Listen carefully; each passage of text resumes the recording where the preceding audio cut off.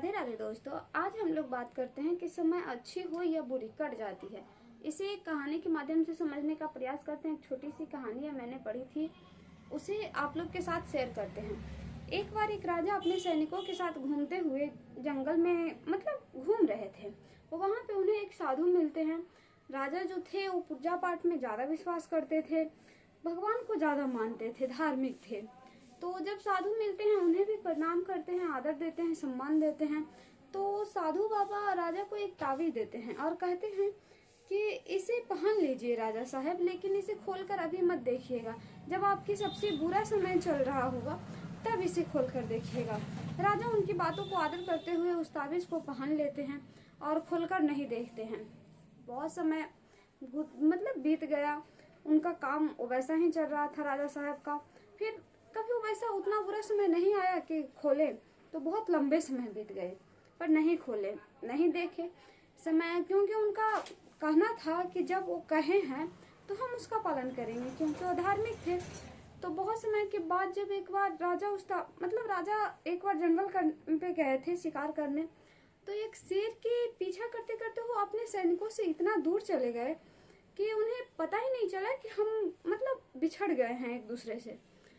पर इस सिलसिले में ना वो एक ऐसी जंगल में, खतरनाक जंगल में घुस गए जिससे उन्हें निकलना नामुमकिन लग रहा था।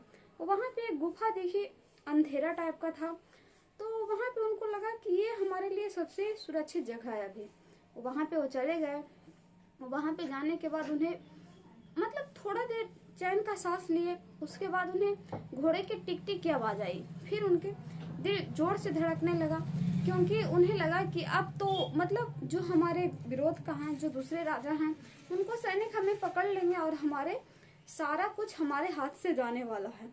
इस सोच की वजह से उनके दिमाग में बहुत सारे प्रश्न आने लगे कि बहुत घबरा गए हो कि अब तो सब गया हाथ से, मेरी जान भी जा सकती है। लेकिन उन्हें उसी समय याद आया कि हमें कुछ समय पहले एक साधु बाबा ने एक ताबीज दिए थे और बोले थे कि जब आपका सबसे बुरा समय आएगा इसे खोलकर देख लीजिएगा। तो राजा साहब उस ताबीज को खोलते हैं तो उसमें लिखा हुआ था कि यह भी गुजर जाएगा।